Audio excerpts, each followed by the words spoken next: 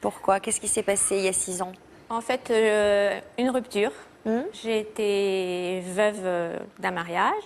J'ai rencontré quelqu'un et après, il y a eu une rupture. Et depuis, Au bout de combien de temps la rupture? au bout de 6 ans. Et 6 ans de célibat. D'accord. Vous avez souffert de cette rupture? J'ai souffert de cette rupture. J'ai beaucoup de mal à me reconstruire. Voilà, bah c'est peut-être pour ça que vous mettez tant de temps. Parfois, il faut laisser passer du temps. Il m'a fallu 2 ans déjà avant de sortir de ma coquille. J'étais enfermée sur moi-même. Je refusais de sortir. C'était 2 longues années pénibles pour refaire la Marie-France pétillante qui est là aujourd'hui. Bon, alors, on va remonter les années. À quel âge êtes-vous tombée amoureuse pour la première fois? 17 ans, Sophie. J'étais encore au lycée, en études de comptabilité. Et en fait, le garçon que je convoyais sortait avec une copine à moi.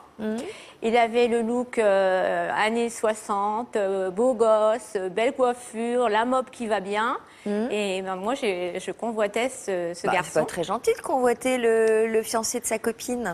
Oh, bah écoutez, il n'y avait rien de signé entre eux. Donc, bah, moi, je me suis mise sur les rangs. Ah bah dites donc. Et voilà. Donc, j'ai conquis ce monsieur. Ouais. Et vous êtes fâchée avec la copine? Je me suis fâchée avec la copine, tout à fait. J'imagine. Donc, comment ça s'est passé avec ce monsieur?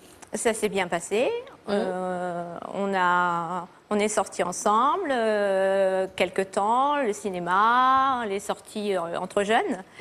Et ensuite, ben, je suis tombée enceinte et nous nous sommes mariés.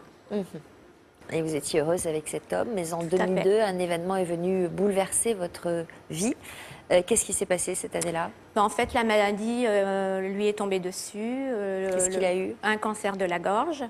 Donc, opération et malheureusement, lourd traitement.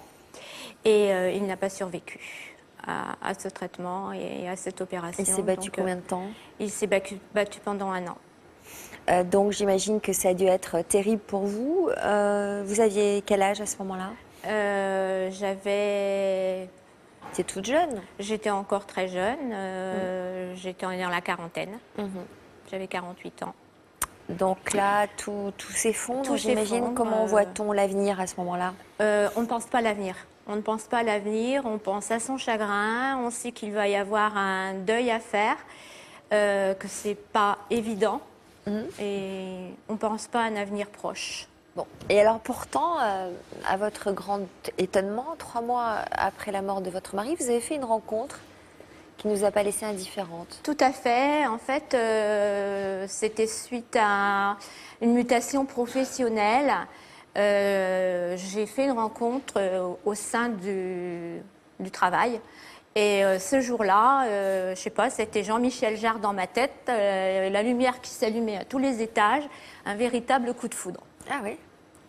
Je pensais pas que ça pouvait arriver à ce point. Mais c'était vraiment quelque chose, je sais pas, c'était comme si je le connaissais depuis toujours. Ah bah oui, c'est ce que dit Frédéric concernant le coup de foudre. C'est ça, ça fait ça le coup de foudre. Bon. Que l'on salue d'ailleurs, vous pouvez saluer bonjour. Frédéric Carriou. Bonjour Frédéric.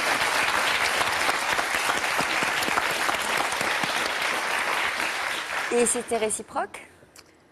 Au début, je crois que je l'ai un petit peu... Enfin, ça a installé une petite gêne. Ensuite...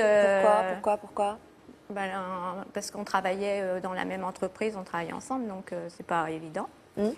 Et puis après, il y a eu des rapprochements, ça a duré quelques temps. Au bout d'1 mois, on a fait des sorties ensemble, le cinéma. Et très vite, 3-4 mois après, on a officialisé notre couple, si je puis dire.